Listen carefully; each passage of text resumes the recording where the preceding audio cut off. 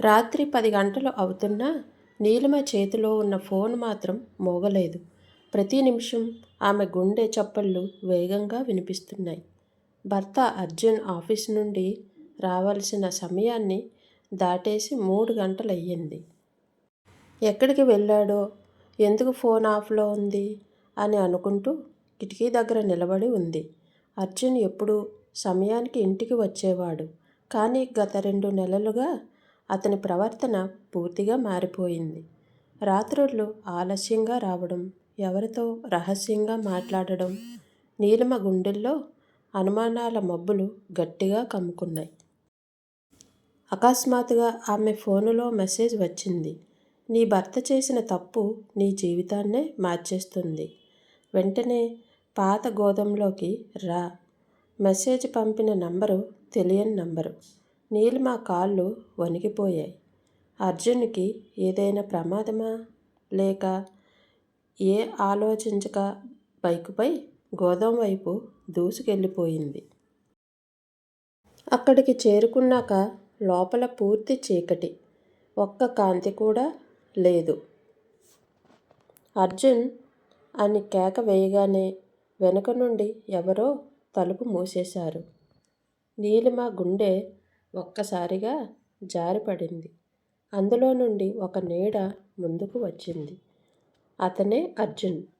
కానీ అతడి కళ్ళల్లో భయం, పశ్చాత్తాపం, ఇంకా ఏదో దాచిపెట్టిన నిజం కనిపిస్తున్నాయి.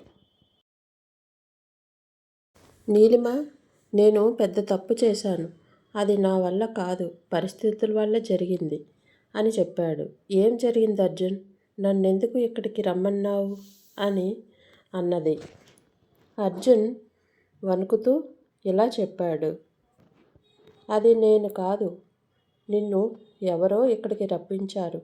మనిద్దరినీ ఎవరైనా ఫాలో అవుతున్నారు. నేను చేసిన తప్పుని బయట పెట్టడానికే ఇలా జరిగింది. ఎలాంటి తప్పు? నీలిమ శ్వాస ఆగిపోయినట్లయింది. అర్జున్ కిందికి తల వంచి ఇలా అన్నాడు. ఆఫీస్లో నేను చేసిన ఒక లెక్క తప్పిదం ఎవరో కావాలనే నాపై నెట్టేశారు. కంపెనీకి భారీ నష్టం జరిగింది. నన్ను బ్లాక్మెయిల్ చేస్తున్నారు.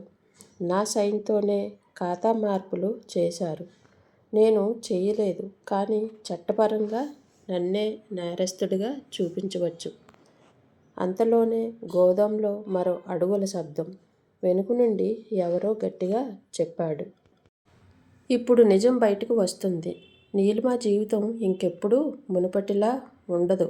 నీలిమ తిరిగి చూసేలోపే ఒక్క లైట్ ఆమె ముఖం మీద పడింది. అది అర్జున్ ఆఫీసులోని అతడి సహోద్యోగి సురేష్. అతడే ఈ మొత్తం కుట్రకి కారణం. అతడి కళ్ళల్లో ప్రతీకారం, లోభం, అహంకారం.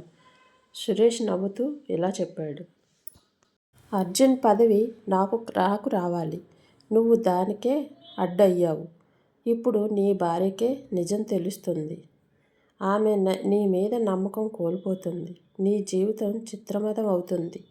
నీలిమ ఒక్క క్షణం స్థిరంగా నిలిచి అర్జున్ చేతిని పట్టుకొని ముందుకు వచ్చింది. నా భర్త తప్పు చేయలేదు. నిజం ఏదైనా నాకు అర్థమవుతుంది. కానీ నీ కుట్ర మాత్రం ఇక్కడే ముగుస్తుంది. ఆమె వెంటనే ఫోన్లో రికార్డింగ్ ఆన్ చేసి సురేష్ చెప్పిన మాటలన్నీ రికార్డ్ చేసి పోలీసులకు పంపింది. గోదాం బయట వాళ్ళ కార్ ట్రాకింగ్ ఆధారంగా పోలీసులు ఇప్పటికే చేరుకున్నారు. సెకండ్లలోనే సురేష్ అరెస్ట్ అయ్యాడు. అర్జున్ కళ్ళల్లో నీళ్లు తిరిగాయి. నేను చేసిన చిన్న తప్పు ఇంత పెద్ద ముప్పు తెస్తుందని అనుకోలేదు. నువ్వు లేకపోతే నేను నీలిమ అతని మాటలు ఆపేసింది.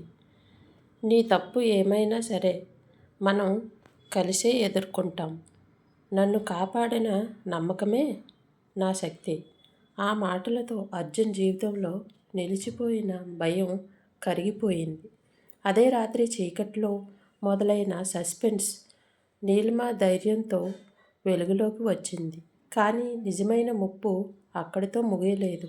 సురేష్ వెనుక ఉన్నవారి నీడలు ఇంకా బయటకు రాలేదు. ఆ మాటలతో అర్జున్ జీవితంలో నిలిచిపోయిన భయం కరిగిపోయింది. అదే రాత్రి చీకట్లో మొదలైన సస్పెన్స్ నీలిమ ధైర్యంతో వెలుగులోకి వచ్చింది. కానీ నిజమైన ముప్పు అక్కడతో ముగియలేదు. సురేష్ వెనుక ఉన్నవారి నీడలు ఇంకా బయటికి రాలేదు. సురేష్ని పోలీసులు అరెస్ట్ చేసిన తర్వాత నీలిమ, అర్జున్ ఇద్దరూ ఇంటికి వెళ్ళేలోపే ఒక భయం వాళ్ళ మనసులను పట్టుకుంది. ఇది కేవలం ప్రారంభం మాత్రమే అని సురేష్ చెప్పిన చివరి మాట నీలిమ చెవుల్లో మారుమోగుతూనే ఉంది. అర్ధరాత్రి 1 గంట అయ్యింది. ఇంట్లో నిశ్శబ్దం. నీలిమ నిద్రపోయినా అర్జున్ మాత్రం నిద్ర పట్టలేదు. ల్యాప్టాప్ తెరిచి కంపెనీ అకౌంట్ ఫైల్ను ఒక్కొక్కటిగా చెక్ చేస్తూ ఉన్నాడు. దాంట్లో ఒక ఫైల్ మాత్రమే ఓపెన్ కావడం లేదు. ఇది మా టీంకి సంబంధించిన ఫైలు కాదు. సురేష్ దీనిని ఎందుకు దాచాడు అని అర్జున్ గుండెల్లో పెరిగింది. అతను ఫైల్ను హ్యాక్ చేయడానికే ప్రయత్నిస్తున్నప్పుడు నీలిమ గది తలుపు దగ్గరకు వచ్చి అడిగింది. ఎందుకో ఆగలేదు కదా? అర్జున్ ఆమెను చూసి ఇలా అన్నాడు. నిజం ఇంకా బయటపడలేదు నీలిమ. సురేష్ ఒక్కడే కాదు అన్న తర్వాత ల్యాప్టాప్ స్క్రీన్లో ఒక్కసారిగా మెసేజ్ బ్లింక్ అయ్యింది. Stop dealing Arjun, next target Neelima. Arjun హృదయం ఒక్క క్షణం ఆగిపోయింది. నీలిమ మనల్ని ఎవరైనా లైవ్గా చూస్తున్నారా? నీలిమ భయంతో కదిలిపోయిన ధైర్యంగా అడిగింది. ఇదంతా ఎవరు చేస్తున్నారు? అర్జున్ నిట్టూర్చి చెప్పాడు. ఈ X12 ఫైలు కంపెనీ పెద్ద ప్రాజెక్టులలో జరిగే అక్రమాల రికార్డు. దీనిలో ఉన్నవారు తమ పేర్లు బయటకు రాకుండా ఏదైనా చేస్తారు. సురేష్ వాళ్ళల్లో చిన్న పావు మాత్రమే. అప్పుడే కిటికీ బయట శబ్దం వచ్చింది. ఒక నలుపు కారు మెల్లగా ఇంటి ముందుకు వచ్చింది. కారులోంచి 2 ముసుగు వేసుకున్న వ్యక్తులు బయటకు దిగారు. అర్జున్, వీళ్ళు ఇక్కడ అని నీలిమ గట్టిగా చెప్పింది. అర్జున్ వెంటనే లైట్ ఆఫ్ చేశాడు. ఇద్దరూ నిశ్శబ్దంగా బాల్కనీ తలుపు మూసి వెనుక రోడ్డు వైపు కదిలారు. ఇంతలో ఇంటి ప్రధాన తలుపు స్టల్ఫ్ అని బలంగా తన్నబడింది. అదిరిపోయిన నీలిమ అర్జున్ చేతిని పట్టుకుంది. అప్పుడు అర్జున్ మెల్లగా ఇలా అన్నాడు. నువ్వు వెనుక ద్వారం వైపు వెళ్ళి దాక్కో. నేను వాళ్ళను డైవర్ట్ చేస్తాను. లేదు, నువ్వు ఒంటరిగా. నీకు ఏం అయితే నాకే ప్రాణం పోతుంది. విను నా మాట అని అన్నాడు. నీలిమ వణుకుతూ వెనుక తలుపు వైపు పరిగెత్తింది. అర్జున్ అయితే హాల్లో కూర్చొని పడగొట్టే శబ్దం చేయగా ముసుగు వ్యక్తులు లోపలికి పరిగెత్తారు. ఒకరు అర్జున్పై దూకి బలంగా కొట్టారు. మరో వ్యక్తి ఇంటి మొత్తం వెతికి నీలిమ ఎక్కడుందో చూశాడు. ఆమె వెనుక తలుపు దాటబోతున్న సమయంలో ఒక చేయి ఆమె నోటిని బిగించి వెనక్కి లాగేసింది. చాలు, నీ వల్ల మా ప్లాన్ మొత్తం చెడిపోయింది అని ఒక గట్టిగా మారిన గళం వినిపించింది. నీలిమ కాళ్ళు నేల తగలకుండా పైకి లాక్కెళ్లారు. ఆమె ఉక్కిరిబిక్కిరైపోయింది. ఇంతలో పోలీస్ సైరన్ దరి చేరింది.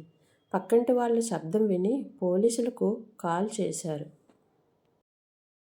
ముసుగు వ్యక్తులు వెంటనే ఇంటి వెనుక వాళ్ళ కారుకి పరారైపోయారు.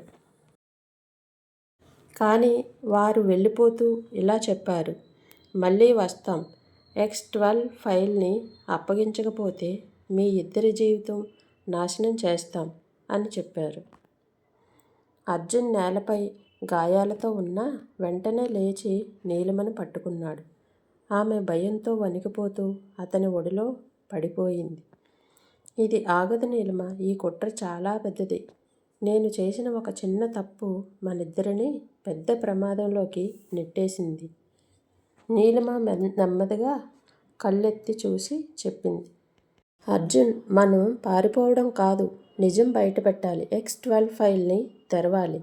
అర్జున్ ఆశ్చర్యంగా ఆమెను చూశాడు. ఇంత భయంకరమైన పరిస్థితుల్లో కూడా ఆమె కళ్ళల్లో ధైర్యం నిండిపోయింది. మరి అలానే చేద్దాం అని అర్జున్ గట్టిగా అన్నాడు. కానీ వాళ్ళిద్దరికీ తెలియదు X12 ఫైల్లో దాగి ఉన్న నిజం వారి జీవితంలోనే అత్యంత పెద్ద షాకింగ్గా మారబోతుందని. ఈ కథ ఇంతటితో సమాప్తం. ఈ కథ కనుక మీకు నచ్చినట్లయితే, అలాగే నా ఛానల్కి ఫస్ట్ టైం వచ్చినట్లయితే నా ఛానల్ను సబ్స్క్రైబ్ చేయండి, అలాగే లైక్ చేయండి, షేర్ చేయండి.